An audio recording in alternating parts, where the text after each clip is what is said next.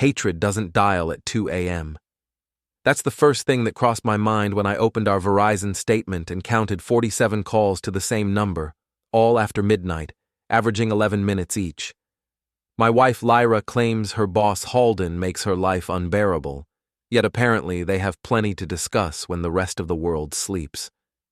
I'm Orion Vanton, 43 years old, and I make my living solving problems other people create with computers. Network crashes, server failures, data corruption, I fix what breaks. But this problem wasn't digital. This problem was sitting across from me at our kitchen table, scrolling through her phone while eating yogurt, completely unaware I was holding evidence of her lies. "How was work yesterday?" I asked, keeping my voice neutral. 22 years in IT support teaches you to gather information before revealing what you already know. Terrible. Lyra didn't look up from her screen. Halden scheduled another last-minute client presentation. I was there until almost midnight dealing with his ridiculous demands. Interesting. According to the phone records, she called him at 12:47 a.m. and talked for 16 minutes. Either she was complaining about him to him, or my wife was a liar. I've run enough diagnostic tests to know which option was more likely. "That's rough," I said, folding the bill and sliding it into my laptop bag. "Maybe you should look for a new position." "Can't. The promotion track requires at least 2 more years under his mentorship." She finally glanced up, giving me that practiced smile that used to make my chest tighten. Now it just looked like customer service training. "Besides, someone has to pay for Astra's college fund." Our daughter Astra, 15 and sharper than both her parents combined, wandered into the kitchen wearing headphones and that expression teenagers perfect. Simultaneous boredom and judgment. "Morning, kiddo," I said. She pulled out one earbud. "Mom's talking about work again. That means either she's getting promoted or she's having an affair." The yogurt spoon clattered against Lyra's bowl. "Astra, that's inappropriate." "Relax, Mom. It was a joke." Astra grabbed an apple from the counter. Though statistically, workplace affairs account for 36% of all extramarital relationships. I read it in Psychology Today. "Where do you even find these statistics?" Lyra's laugh sounded forced. "The internet. Dad taught me how to research properly." Astra looked at me with those dark eyes that missed nothing. "Right, Dad? You always say the data tells the real story." "That's right." I closed my laptop. Numbers don't lie. People do, but numbers don't. After they left, Lyra to her demanding job, Astra to school, I spread the phone bill across my desk and started building a spreadsheet. 47 calls in 31 days. The pattern was consistent. Never before 11 p.m., never after 3 a.m., always when I was asleep. The duration varied, but the timing was methodical. I cross-referenced the dates with Lyra's calendar. Every late meeting corresponded with a phone call. Every client emergency aligned with extended conversations. The correlation was mathematically perfect. My phone rang. The caller ID showed my mother's number, which was impossible since she'd passed away 6 months ago. I let it go to voicemail, then listened to a robotic voice inform me about my car's extended warranty. Even scammers were more honest than my wife. The first test would be simple. Lyra claimed she'd attended a team dinner last Thursday at Romano's downtown. According to the phone records, she'd called Halden at 11:23 p.m. that night and talked for 14 minutes. If she was at a restaurant with colleagues, why was she making personal calls? I dialed Romano's. "Romano's Italian Kitchen, this is Jessica." "Hi, I'm trying to verify a reservation from last Thursday night. Party of 6 under Lyra Vanton or possibly Halden Morrison." "Let me check our system." Keyboard clicks filled the silence. "I don't see anything under either name for Thursday. We had a few large parties that night, but none with those names. Could you check the week before? Maybe I have the date wrong." More clicking. Nothing for either name in the past 2 weeks. I thanked Jessica and hung up. The first lie had collapsed. Now I needed to see how many others would follow. My laptop chimed with an email from a client, server migration project that would take 3 weeks and pay enough to cover Astra's SAT prep courses. I accepted the job, then opened a new browser tab and searched for professional voice actors, Chicago area. The idea formed slowly, like a photograph developing in chemical solution. If Lyra was having an affair with her boss, she was probably terrified of his wife finding out. Fear makes people confess things they'd never reveal otherwise, and confession, properly recorded, becomes evidence. I found what I needed on the third website. Margaret Holloway, voice actor specializing in corporate training videos and phone work. Her sample reel included a clip of her playing an angry spouse confronting a cheating partner. Her voice had the right combination of authority and barely contained fury. Her rate was $400 for a single phone call, script provided by client. I transferred the money immediately. The script took 2 hours to write. It had to sound authentic. A betrayed wife who'd discovered the affair but wasn't sure how much the other woman knew. Threatening enough to cause panic, specific enough to seem real, but vague enough to avoid legal issues. Margaret called back within 3 hours. "I've reviewed your script, Mr. Vanton. This is for a marital situation?" "Yes. My wife has been lying to me about her relationship with her boss. I need her to tell me the truth." "I understand. Just to confirm, you want me to call her pretending to be his wife, suggest I know about their relationship and see how she responds?" "Exactly. Don't deviate from the script. Don't answer questions. Just deliver the message and hang up." "When do you want this done?" "Today, 6 p.m. exactly. She'll be driving home from work, alone in her car. That's when she'll be most vulnerable." Margaret agreed to call at precisely 6 o'clock. I spent the rest of the afternoon setting up recording equipment, a digital recorder connected to my laptop, voice-activated software that would capture both sides of any phone conversation Lyra made from our house phone. At 5:45 p.m., I positioned myself in my home office with a clear view of our driveway. My hands were surprisingly steady as I activated the recording software and checked the audio levels. At exactly 6 p.m., my wife's car pulled into our driveway. She sat in the driver's seat for several minutes, phone pressed to her ear, gesturing wildly. Even through the windshield, I could see her face had gone pale. She burst through the front door like the house was on fire. "Orion! Orion! Where are you?" "In here," I called from the office. She appeared in the doorway, still clutching her phone, eyes wide with panic. "Something terrible has happened. Halden's wife knows about us, about the project meetings, the late calls, everything. She called me and said she has hotel records and phone logs, and she's going to ruin my career." I leaned back in my chair, expression carefully neutral. "Hotel records?" "The mentorship program requires overnight conferences sometimes. She's twisting it into something inappropriate." Lyra started pacing. She sounded furious, said she's been watching us for months. "What exactly did she say?"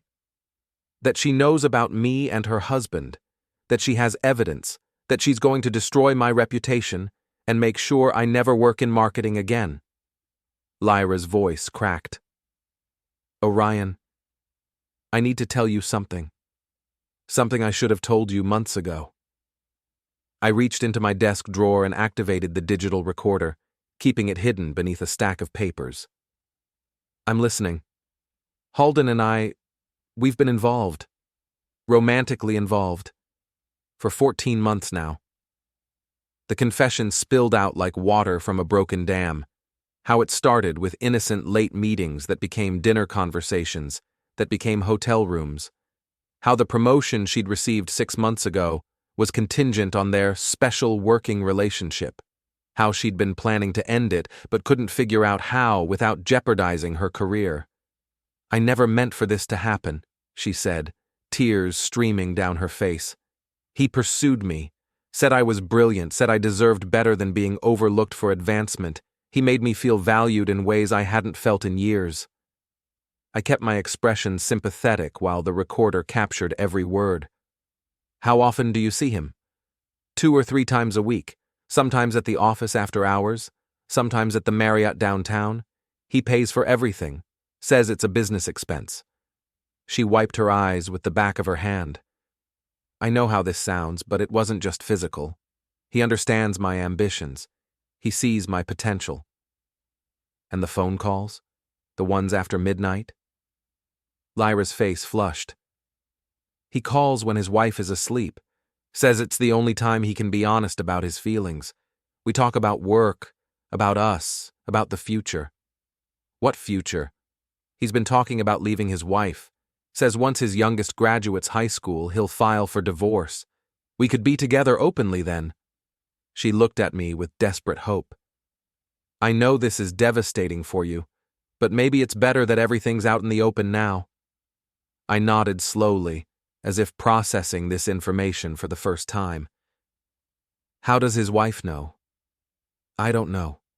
Maybe she found his phone records or someone saw us together. She sounded like she'd been planning this confrontation for weeks. Lyra sat down across from me. What am I going to do? If she goes public with this, I'll lose my job, my reputation, everything. Maybe we should call her back. Try to work something out. I can't. She hung up before I could respond. Just delivered her message and disconnected. Lyra buried her face in her hands. I'm so sorry, Orion. I never wanted you to find out this way. The recording device continued capturing everything. Her detailed timeline of the affair, specific dates and locations, even financial arrangements Halden had made to keep their relationship secret. By the time she finished talking, I had enough evidence to support any legal action I might need to take. We'll figure this out, I said, reaching across to squeeze her hand. We always do. She squeezed back, relief flooding her features. Thank you for being so understanding. I was terrified you'd hate me. I could never hate you, I lied smoothly. You're the mother of my child. That night, after Lyra had cried herself to sleep, I transferred the audio files to my laptop and began transcribing the most incriminating portions. Tomorrow, I would start building a more comprehensive case. But tonight, I allowed myself a moment of satisfaction. The voice actor had earned every penny of her fee, and my wife had just handed me everything I needed to destroy her. The next morning brought coffee and the realization that I'd been married to a stranger for 15 years. Lyra sat across from me at breakfast, picking at her toast with the demeanor of someone who'd confessed her sins and expected absolution. She had no idea I'd recorded every word. I've been thinking about what you said last night, I began carefully. About Halden's wife having evidence. What kind of evidence could she possibly have? Lyra looked up from her untouched breakfast. Phone records, probably. Hotel receipts, maybe photographs. She shuddered. We weren't as careful as we should have been. Photographs? Nothing explicit. But we've had lunch together, attended conferences, been seen in public. If someone was looking for proof of an inappropriate relationship, they could probably find it. I nodded thoughtfully. Have you talked to anyone else about this? Your friends, maybe? Just Kara. She's been covering for me when I needed alibis. Lyra's expression shifted slightly. Actually, she's been incredibly supportive throughout this whole thing. Kara Venner. Lyra's best friend since college, married to Greg, mother of twin boys. I'd always found her a bit too eager to please, too quick with convenient explanations for Lyra's absences. Now I understood why. How supportive. She's booked hotel rooms under her name when Halden couldn't use his corporate card, provided cover stories when you asked where I was, even texted you a few times pretending to be me when I was busy. The casual way she admitted to this conspiracy was breathtaking. Not only had my wife been cheating, but she'd recruited our social circle to help her do it. That was risky for Kara. What if Greg found out? She said what Greg doesn't know won't hurt him. Besides, she understands what it's like to feel unappreciated in a marriage. I filed that comment away for future reference. After breakfast, I drove to my office and spent the morning researching Illinois divorce law. The state had moved to no-fault divorce years ago, which meant proving adultery wouldn't automatically give me an advantage in property division. But when it came to custody arrangements, moral fitness still mattered. My attorney, Rebecca Martinez, agreed to see me that afternoon. Her office occupied the 15th floor of a downtown building, with windows overlooking the river and walls lined with legal texts that probably cost more than my car. "Orion, good to see you, though I suspect this isn't a social call." Rebecca gestured to the chair across from her desk. "What can I do for you?" I'd known Rebecca for 8 years, ever since she'd handled the legal aspects of my consulting business incorporation. She was sharp, direct, and expensive, exactly what I needed. "My wife is having an affair with her boss. I have a recorded confession and I need to understand my options." Rebecca's expression didn't change. "How did you obtain this recording?" I explained the voice actor setup, the fake call from Halden's wife, and Lyra's subsequent confession. Rebecca listened without interruption, occasionally making notes on a legal pad. "The recording is probably admissible since she was in your home and you're legally allowed to record conversations in your own house," she said finally. "But I need to hear it to give you a complete assessment." I played the audio file on my phone. Rebecca listened to the entire 43-minute confession, taking detailed notes. When it finished, she leaned back in her chair. "This is comprehensive. She's admitted to adultery, described a pattern of deception, and implicated a third party in helping her maintain the affair. Do you have corroborating evidence?"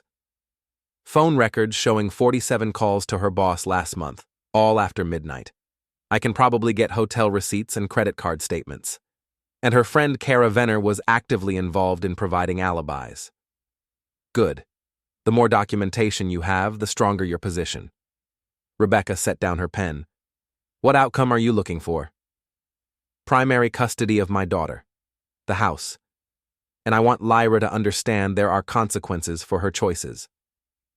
"The first two are achievable with the evidence you've described. The third—" Rebecca smiled slightly. "Well, that's more art than law. But I think we can make your point effectively." I left Rebecca's office with a clear action plan and a retainer agreement that would cost me $15,000. It was worth every penny to know I had professional support for what was coming next.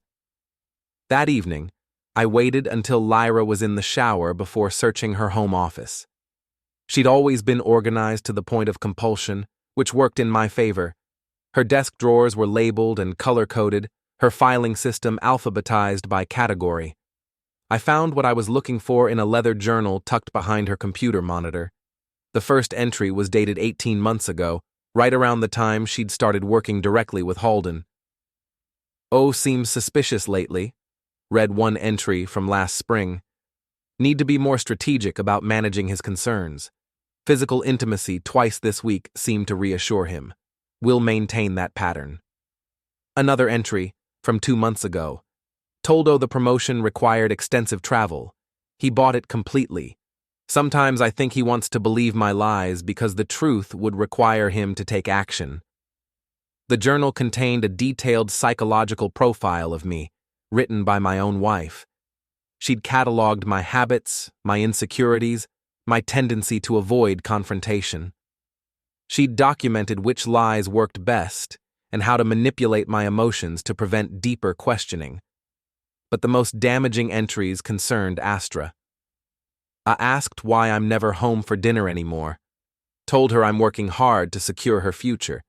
She's smart enough to be suspicious, but young enough to accept the explanation.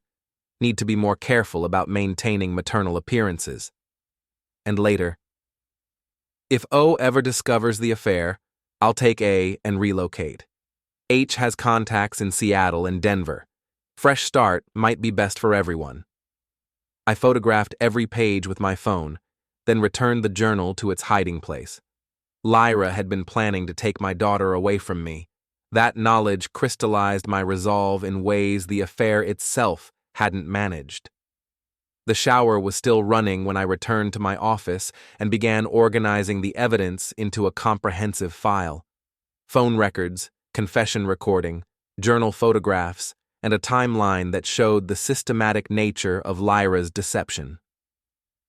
My phone buzzed with a text from Kara Venner. "How is Elle handling everything? I've been worried about her since yesterday." Instead of forwarding the message to Lyra, I decided to respond directly. "This is Orion. Lyra told me about your involvement in her affair. We need to talk." The response came within minutes. "I don't know what you mean. Hotel reservations under your name, cover stories, text messages sent pretending to be my wife. Should I continue?" A longer pause, then, "Can we meet somewhere private? Tomorrow, 2 p.m., Starbucks on Maple Street. Come alone." I turned off my phone and listened to the sounds of my house. Water running upstairs, the dishwasher cycling in the kitchen, the central air conditioning maintaining our comfortable temperature. Everything seemed normal, domestic, peaceful, but I was already planning the systematic destruction of the life my wife had built on lies. Kara Venner arrived at Starbucks 15 minutes early, clutching a large coffee and checking her phone every 30 seconds. She'd chosen a corner table with clear sightlines to both entrances. Either she was naturally paranoid, or she'd been expecting this confrontation. I bought my own coffee and sat down across from her. Up close, she looked exhausted. Dark circles under her eyes, no makeup, hair pulled back in a messy ponytail. This wasn't the polished suburban mom I'd known for 10 years. "Before you say anything," she began, "I want you to know I never meant for this to hurt you or Astra." "But you meant for it to hurt Greg?" Her face flushed. "That's different. Greg and we have problems, have had problems for years. So you decided to help my wife cheat on me because your marriage is unhappy?" I kept my voice level, conversational. "That's interesting logic." "It's not that simple." Kara wrapped her hands around her coffee cup. Lyra was miserable. She felt trapped, unappreciated. When she met Halden and he saw her potential, it was like watching her come alive again. By lying to her husband and planning to abandon her daughter, she never said anything about abandoning Astra. I pulled out my phone and showed her the photograph of Lyra's journal entry about relocating to Seattle or Denver. Kara read it twice, her expression shifting from defensive to horrified. "I didn't know about this," she whispered. "What did you know about?" She was quiet for a long moment, staring into her coffee. When she finally spoke, her voice was barely audible. "She asked me to book hotel rooms because Halden couldn't use his corporate card for personal expenses, said it was temporary, just until he figured out how to handle his wife. I thought I was helping a friend through a difficult transition." "What else?" "Cover stories when you asked where she was. If she said she was with me, I'd confirm it. Simple stuff." Kara looked up at me. And yes, I sent a few text messages from her phone when she couldn't respond immediately, but nothing inappropriate. Just running late or stuck in traffic. "How many hotel rooms?" "Maybe a dozen over the past year. Always the same place, always paid in cash." She paused. "I have the receipts if you need them." "Why would you keep receipts?" "Because Greg handles our taxes and he questions every expense. I had to be able to explain the cash withdrawals." This was better than I'd hoped. Kara had inadvertently created a paper trail documenting the entire affair. "I need those receipts," I said. "Why? What are you planning to do?" "I'm planning to divorce my wife and ensure she doesn't take my daughter away from me. Your receipts prove the affair was ongoing and systematic, not a momentary lapse in judgment." Kara's hands were shaking now. "If I give you those receipts, Greg will find out about my involvement. He'll want to know why I was helping Lyra cheat. Greg's going to find out anyway. The question is whether you want to control how he learns about it." She stared at me for a long moment. "What do you mean?" "I mean you can tell him yourself tonight and explain that you were manipulated by a friend who was planning to abandon her family. Or you can let him find out when my attorney subpoenas your financial records and he sees hotel charges he doesn't remember authorizing. You'd really do that? Kara, my wife has been systematically lying to me for over a year. She's been planning to take my daughter away from me. She recruited you to help her betray our friendship and my trust. I leaned forward. So, yes, I'd really do that. She nodded slowly. The receipts are at home. I can get them to you tonight. Good. And Kara, I need you to write down everything you remember about the affair. Dates, locations, conversations, everything Lyra told you about her plans. She'll never forgive me for this. She was never really your friend. Friends don't ask you to risk your marriage to enable their lies. Kara left first, walking to her car with the defeated posture of someone who'd just realized they'd been used. I finished my coffee and drove home, where I found Lyra in the kitchen preparing dinner with unusual enthusiasm. "How was your day?" she asked brightly. "Productive. I met with a new client about a server migration project. Big contract." I sat down at the kitchen table. "How are things at work? Any word from Halden's wife?" Lyra's smile faltered slightly. "Nothing yet. Maybe she was just trying to scare me. Maybe. Or maybe she's planning something bigger." "What do you mean?" "Well, if I discovered my spouse was having an affair, I wouldn't just make one threatening phone call. I'd gather evidence, talk to an attorney, make sure I had everything I needed before taking action."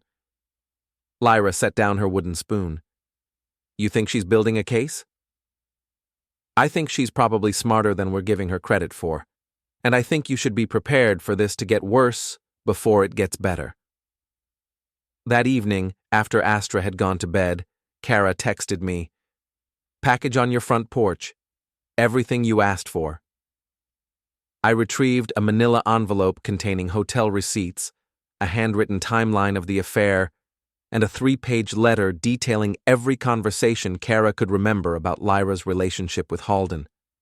The letter included information I hadn't known: that Halden had promised to divorce his wife within 2 years, that he'd been funding Lyra's wardrobe upgrades and spa treatments, and that they'd discussed opening a consulting business together once their respective divorces were finalized. The final paragraph was particularly illuminating. Lyra said Orion would never fight for custody because he's too passive and conflict-averse. She said he'd probably be relieved to have less responsibility and would agree to whatever arrangement she proposed. I added Kara's materials to my growing evidence file, then opened my laptop and began researching Halden Morrison. LinkedIn showed he was 52, divorced once already, with 2 children from his first marriage. His company profile listed him as regional sales director for a medical device manufacturer. More interesting was what I found in the Cook County court records. His first divorce had been contentious, with allegations of adultery and financial misconduct.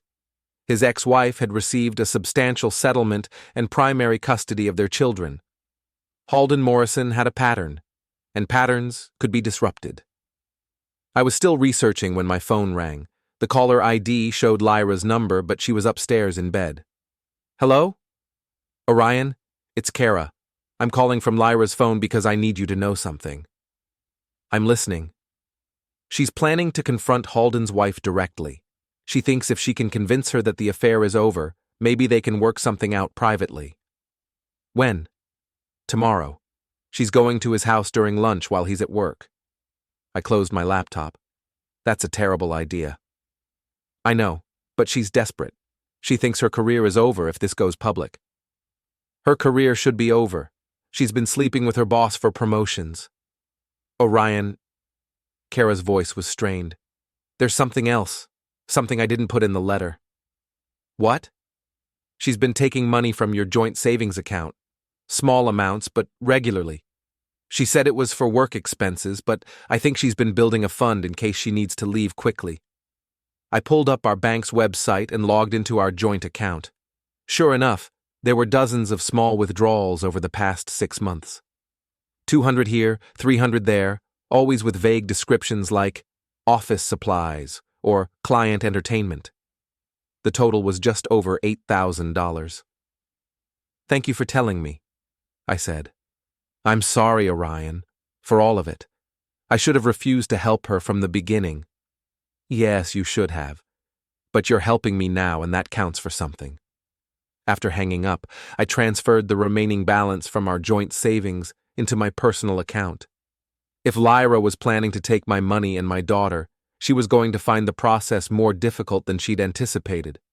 Tomorrow, while my wife was making the biggest mistake of her life, I would be making sure she faced the consequences of all her choices. Lyra left the house at 11:30 a.m., claiming she had a lunch meeting with a potential client. I gave her a kiss on the cheek and wished her luck, then waited exactly 10 minutes before following her. Halden Morrison lived in Riverside Estates, one of those planned communities where every house looked like a slight variation on the same architectural theme. His address led me to a colonial revival with a circular driveway and landscaping that probably cost more than most people's cars.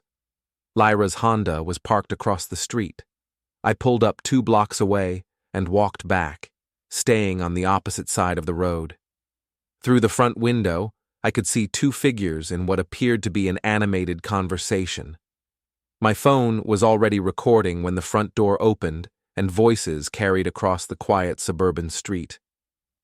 "Told you to stay away from my family," a woman's voice, sharp with anger. "Please, just listen to me. It's not what you think." That was Lyra, using the same placating tone she'd perfected for difficult clients. "I know exactly what it is. 14 months of hotel receipts, phone calls, restaurant charges. Did you really think I wouldn't notice?" I moved closer, using a neighbor's hedge as cover. The woman on the front porch was tall, blonde, expensively dressed. She held a manila folder in one hand and her phone in the other. "Those receipts don't prove anything inappropriate," Lyra said. "Halden is my mentor. The relationship is purely professional." "Professional mentorship that requires lingerie purchases and weekend getaways?" The woman, Halden's wife, opened the folder and pulled out what looked like credit card statements. "Victoria's Secret, 347 hours. Weekend at the Marriott, 892 hours. Dinner at Le Bernardin, $634, all charged to my husband's personal credit card." Lyra's face had gone pale. "You can explain to my attorney. And to your husband, assuming he doesn't already know what kind of woman he married. Don't involve Orion in this. He's innocent. So am I. But that didn't stop you from targeting my husband." Halden's wife stepped closer to Lyra. "Here's what's going to happen. You're going to resign from your position immediately. You're going to stay away from my husband permanently, and you're going to pray I don't decide to make this public. I can't just resign. I need this job." "You should have thought of that before you decided to prostitute yourself for a promotion." The word hit Lyra like a physical blow. She staggered backward, nearly falling down the porch steps. "I'm not a prostitute. I'm a professional who exchanges intimate favors for career advancement. There's a word for that, and it's not professional." I had to admit, Halden's wife was impressive. She'd done her research, gathered evidence, and was now systematically dismantling my wife's delusions about her situation. "Please," Lyra said, and I could hear tears in her voice. "I'll end the relationship. I'll transfer to another department. Just don't destroy my career." "Your career was destroyed the moment you decided to sleep with your married boss. I'm just making sure everyone knows about it." Halden's wife turned to go back inside, then paused. "Oh, and Lyra? I've already sent copies of everything to your HR department and your husband's email. He deserves to know what kind of person he's been supporting all these years." The door slammed shut, leaving Lyra standing alone on the porch. She stood there for several minutes, staring at the closed door, before walking slowly back to her car. I hurried back to my own vehicle and drove home, arriving 20 minutes before Lyra did. When she walked through the front door, she looked like she'd been through a natural disaster. "How was lunch?" I asked innocently. "Terrible." She collapsed onto the couch. The client was completely unreasonable, wanted guarantees I couldn't provide. That's unfortunate. Maybe the next one will be better. She looked at me with red-rimmed eyes. Orion, I need to tell you something else about the situation with Halden's wife. What about it? She's not just threatening to ruin my career. She's threatening to contact you directly, to tell you lies about my relationship with Halden. I sat down beside her, expression carefully concerned. What kind of lies? She exhaled sharply, fingers tightening around the edge of the cushion as if bracing herself. The room still carried the faint echo of the confrontation she'd described, tension lingering in the air like a smell that hadn't yet dissipated. She's going to claim the mentorship was inappropriate, that there was a personal relationship beyond work. Lyra took my hand. I need you to know that whatever she tells you, it's not true. She's a jealous woman who can't accept that her husband respects my professional abilities. Her thumb traced anxious circles against my knuckles, the gesture intimate and rehearsed. She leaned closer, searching my face for doubt, for hesitation, for anything she could correct before it took root. Why would she lie about something like that? Because she's threatened by successful women. She's been a housewife for 20 years while I've built a career. She sees me as a threat to her comfortable lifestyle. She said it with practiced certainty, as though repeating a thesis she'd already defended many times in her head. There was no flicker of self-examination, no pause to consider alternatives, just a seamless reframing that cast her as accomplished, persecuted, misunderstood. The rationalization was breathtaking. Even after being confronted with evidence, even after being called a prostitute on her lover's front porch, Lyra was still trying to maintain the fiction that she was the victim. I kept my face neutral, supportive. Inside, I noted how effortlessly she minimized facts, how instinctively she attacked the credibility of anyone who threatened the narrative she needed me to believe. Well, if she does contact me, I'll know not to believe her, I said. Relief flooded Lyra's face. Thank you. I was so worried you might be influenced by her lies. Her shoulders relaxed, the tension draining away as quickly as it had arrived. She squeezed my hand, gratitude warm and unguarded. I know you better than some stranger does. You're my wife. The words landed exactly where she needed them to. I watched her absorb them, watched the last traces of fear dissolve into confidence. That evening, I checked my email and found nothing from Halden's wife. Either she'd been bluffing about contacting me, or she'd decided direct confrontation was enough. It didn't matter. I had everything I needed. I scanned the inbox twice, methodically, then closed the laptop without disappointment. Silence, in this case, was just another data point. While Lyra was in the shower, I called Rebecca Martinez. The situation has escalated, I told her. Halden's wife confronted my wife today. I recorded the entire conversation. What did you learn?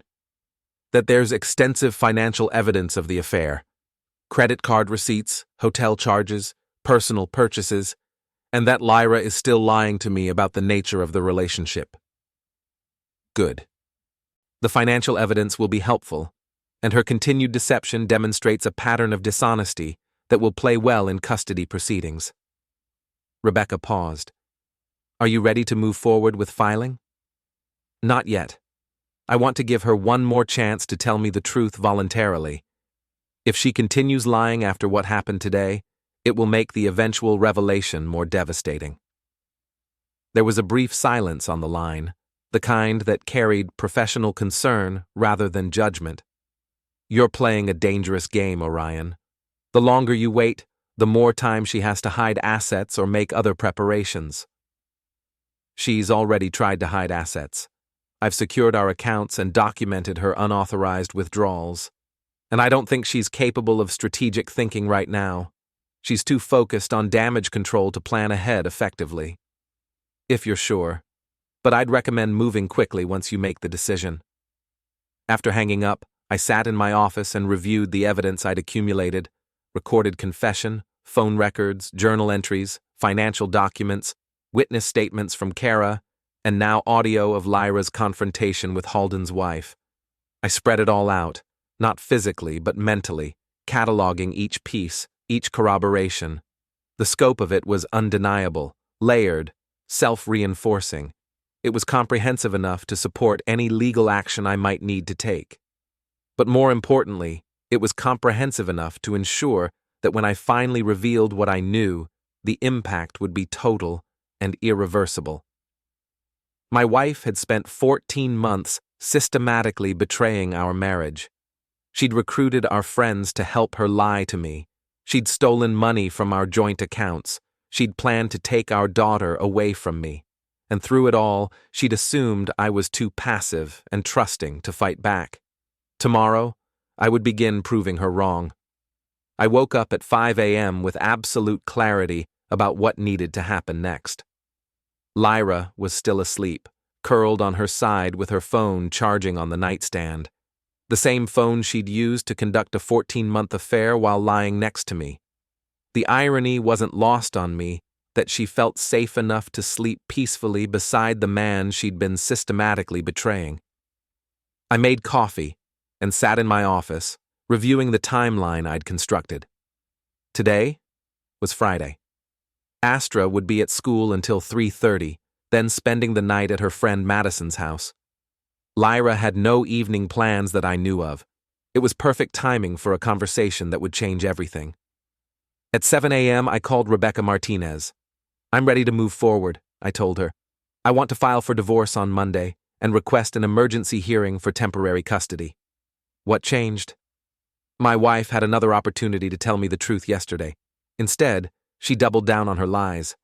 I'm done giving her chances to do the right thing. "I'll prepare the paperwork today. Do you want to serve her personally or use a process server?" "I want to serve her myself. Tonight, after our daughter is safely away from the house." "That's risky, Orion. Divorce papers can trigger unpredictable reactions." "I'm not worried about her reaction. I'm worried about her running." After breakfast, I drove Astra to school myself instead of letting her take the bus. She was unusually quiet during the drive, staring out the window with that contemplative expression she'd inherited from me. "Dad, are you and Mom getting divorced?" The question hit me like cold water. "Why would you ask that?" "Because you've been acting weird lately, and Mom's been crying when she thinks no one can see her, and last night I heard you on the phone talking about custody proceedings." I pulled into the school parking lot and turned to face my daughter. At 15, she deserved honesty, even if it was painful. "Your mother and I are having serious problems," I said carefully. "I can't tell you everything right now, but I want you to know that whatever happens between us, it's not your fault, and it doesn't change how much we both love you." "Is she cheating on you?" The directness of the question shouldn't have surprised me. Astra had always been perceptive, and teenagers today were exposed to adult realities much earlier than previous generations. "Yes." "With her boss?" "How did you know?" "She's been different since she started working with him.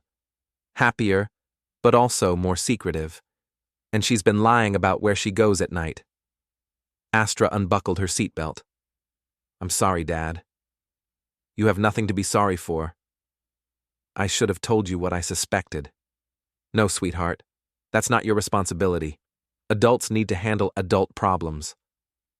She hugged me before getting out of the car. "I love you, Dad. Whatever you need to do, I'll understand." Driving home, I realized that Astra had been protecting me in her own way, just as I'd been trying to protect her. But protection required truth, and truth required courage. I spent the day organizing my evidence into a presentation that would leave no room for denial or rationalization. Photos of journal entries, audio files of recorded conversations, financial documents showing unauthorized withdrawals, witness statements from Kara. By the time Lyra came home from work, everything was ready. "How was your day?" she asked, setting her purse on the kitchen counter. "Enlightening. Yours?" "Stressful. There are rumors going around the office about inappropriate relationships between management and staff. HR is conducting interviews. That sounds serious. It is. Someone could lose their job over this. She opened the refrigerator and pulled out a bottle of wine. Want some? Sure. She poured 2 glasses and sat down across from me at the kitchen table. I've been thinking about what we discussed yesterday. About Halden's wife and her threats. What about it? Maybe I should look for a new position. Start fresh somewhere else. She took a sip of wine. It might be better for everyone. Because of the rumors? Because of everything. The stress, the long hours, the difficult personalities. Maybe it's time for a change. I nodded thoughtfully. That might be wise, especially given your relationship with Halden. Her glass stopped halfway to her lips. What do you mean? I mean your 14-month affair with him. The hotel rooms, the midnight phone calls, the financial arrangements, that relationship. The wine glass slipped from her fingers and shattered on the kitchen floor, red liquid spreading across the white tiles like a crime scene. I don't know what you're talking about, she whispered. I pulled out my phone and played the recording of her confession from 3 days ago. Her own voice filled the kitchen, detailing the affair, the lies, the manipulation. Halden and I have been involved, romantically involved, for 14 months now, I quoted along with the recording. He pursued me, said I was brilliant, said I deserved better than being overlooked for advancement. Lyra's face had gone completely white. You recorded me? I recorded you confessing to adultery in our home, which is perfectly legal. I turned off the phone. I also have your journal where you documented your strategies for manipulating me. Phone records showing 47 calls to your lover last month. Financial records showing $8,000 in unauthorized withdrawals from our joint account. And signed statements from Kara Venner detailing her role in helping you maintain your lies. She stared at me in silence, wine still dripping from the edge of the table onto the floor. The voice actor cost $400, I continued. Margaret Holloway, very professional. She delivered exactly the performance I requested. A betrayed wife who'd discovered her husband's affair. You panicked and confessed everything, thinking I was your safe space. You manipulated me. I revealed who you really are. There's a difference. Lyra stood up abruptly, her chair scraping against the floor. You're sick. You violated my privacy, recorded me without consent, manipulated me into saying things. I manipulated you into telling the truth. Something you'd been incapable of doing for 14 months. I was trying to protect you. You were trying to protect yourself, just like you're doing now. I stood up as well, stepping carefully around the broken glass. You stole money from our joint account. You recruited our friends to help you lie to me. You planned to take Astra away from me and relocate to Seattle or Denver. How did you... She stopped herself, but it was too late. Your journal. Very detailed planning, Lyra. Very systematic betrayal. She sank back into her chair, the fight going out of her as suddenly as it had appeared. What do you want? I want you to understand that actions have consequences. I want you to experience what it feels like to have your life dismantled by someone you trusted. I sat down across from her again. And I want primary custody of our daughter. You can't take Astra away from me.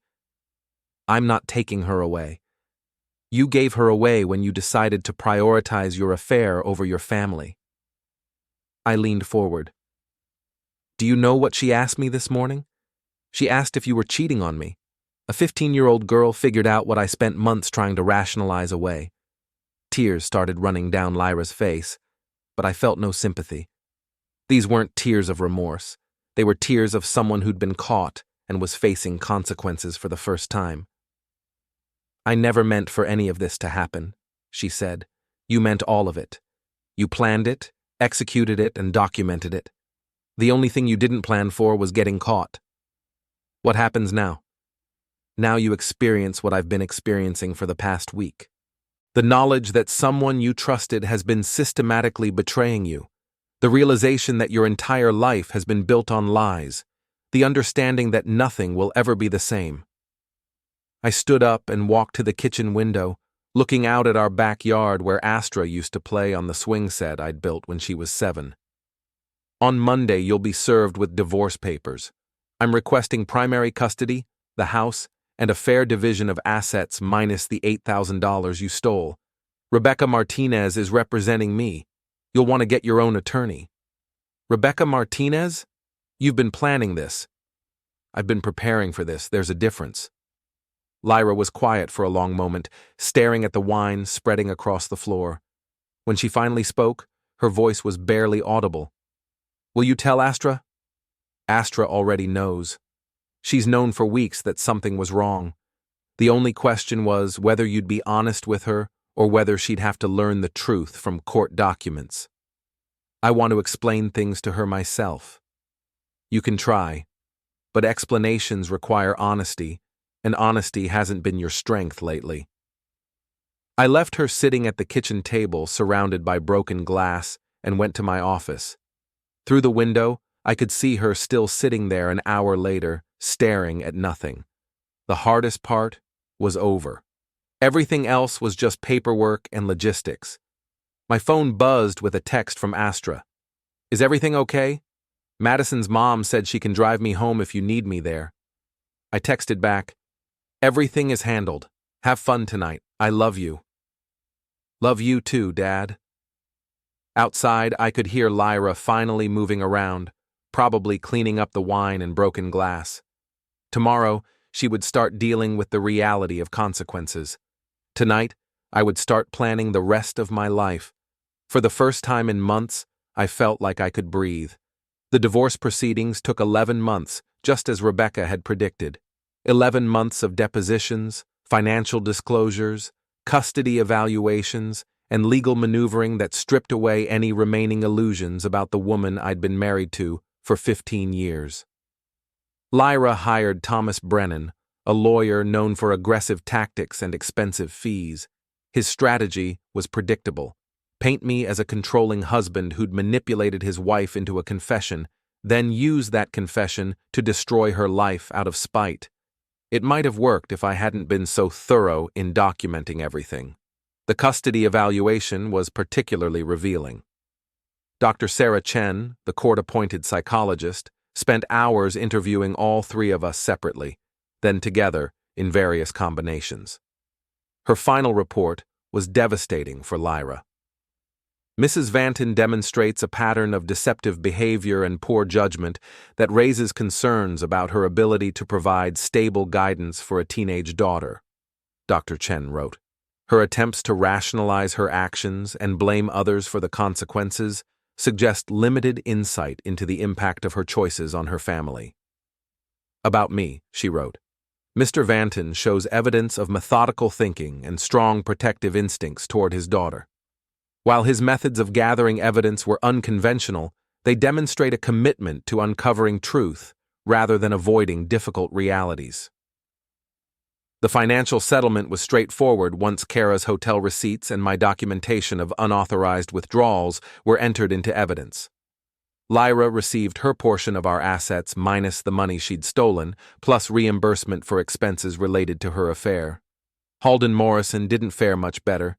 His wife divorced him 6 months after our confrontation, taking half his assets and his reputation. The medical device company quietly transferred him to a regional office in Montana after HR concluded their investigation into his relationship with Lyra. Lyra herself resigned from her position 2 weeks after I served her with divorce papers. She claimed it was voluntary, but the timing suggested otherwise. She found work with a smaller marketing firm at a significantly lower salary. The house became officially mine in month 8 of the proceedings. Lyra moved into a 1-bedroom apartment across town, close enough to see Astra regularly, but far enough away that I didn't have to encounter her accidentally at the grocery store. Kara Venner's marriage survived, barely. Greg filed for separation initially, but they reconciled after 6 months of counseling. Kara sent me a card on the anniversary of our Starbucks meeting. Thank you for forcing me to tell the truth. It saved my marriage. The most satisfying moment came during Lyra's deposition, when Thomas Brennan tried to argue that my evidence gathering had been unethical. Your Honor, Rebecca responded, Mr. Vanton discovered evidence of adultery, financial theft, and plans to relocate his daughter without his consent.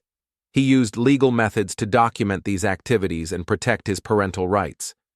If that's unethical, then every private investigator in Illinois should be disbarred.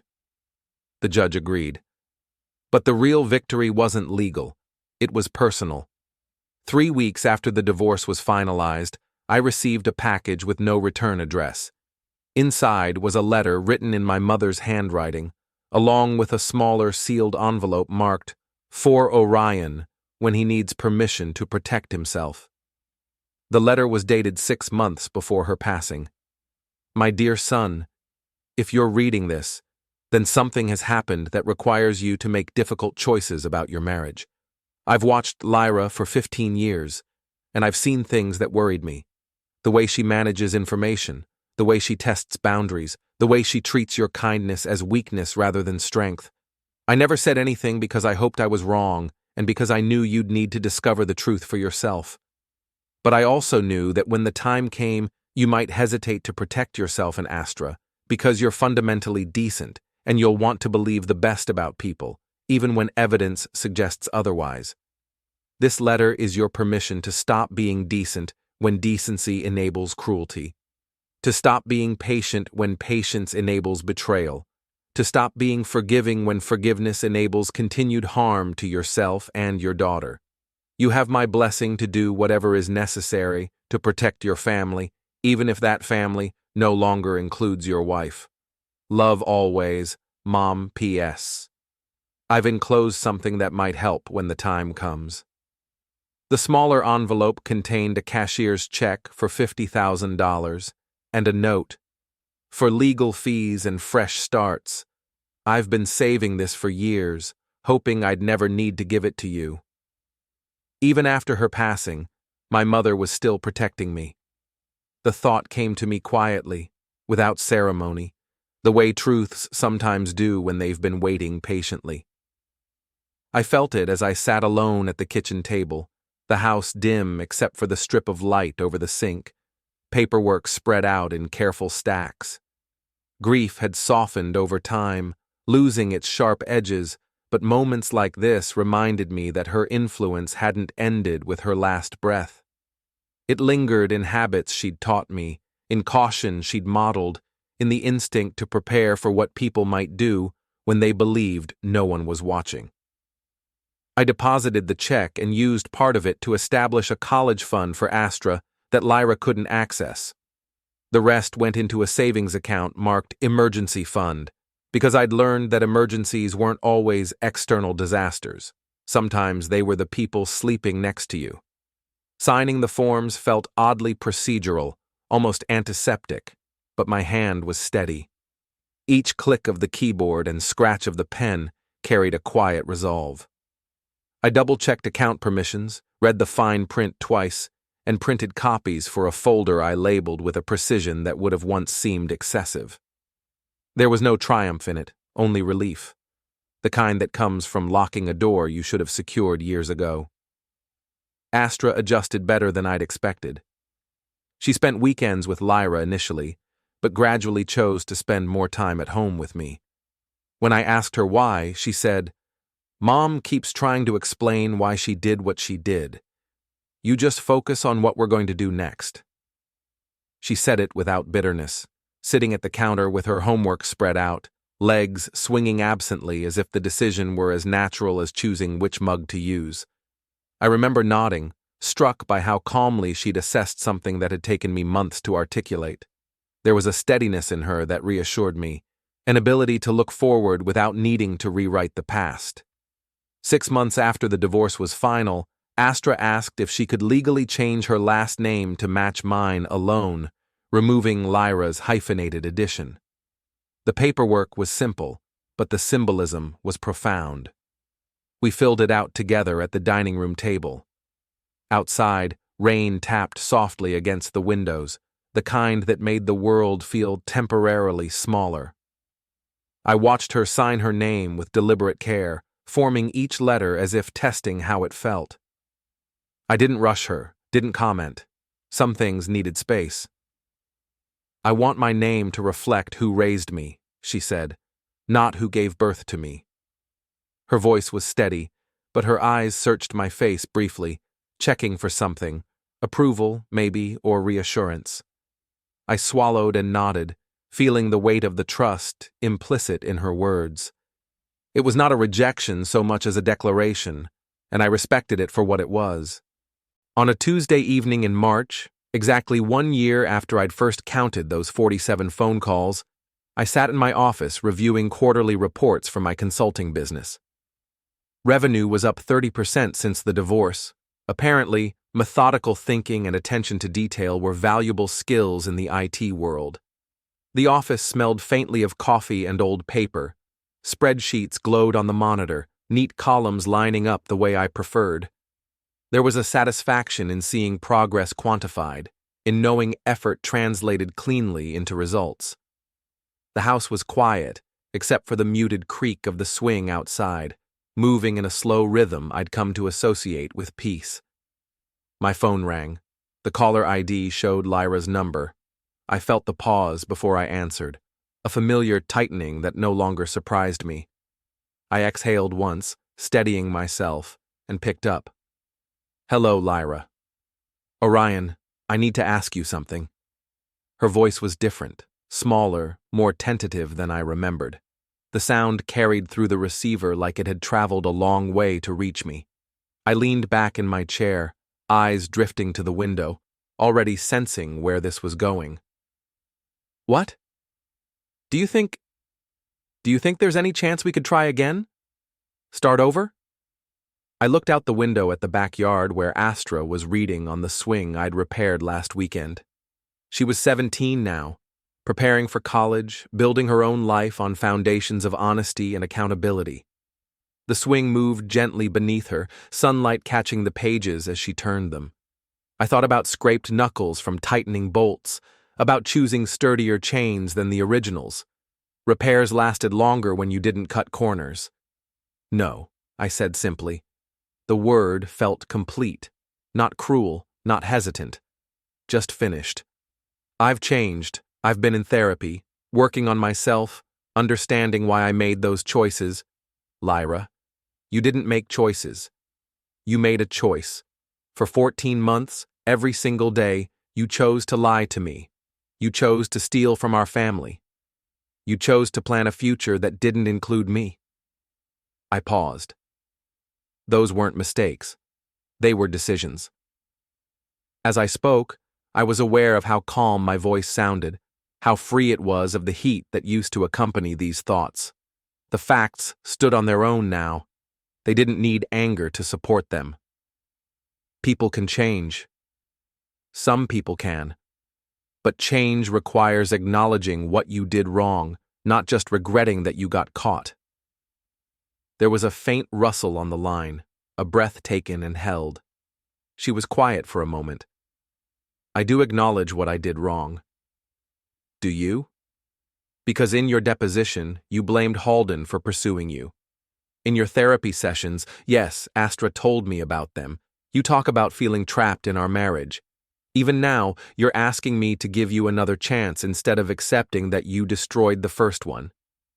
Each sentence landed with a measured precision I would once have reserved for client reports. I wasn't listing grievances, I was reconciling accounts. "So that's it? 15 years of marriage, and you're just done?" I was done the moment I counted 47 midnight phone calls to the man you claim to hate. Everything after that was just arithmetic. Silence stretched, thin and brittle. I didn't fill it. I hung up and turned off my phone. Through the window, Astra looked up from her book and waved. I waved back. The exchange was wordless, easy. A small smile passed between us, unburdened by explanation. Hatred doesn't dial at midnight. But justice?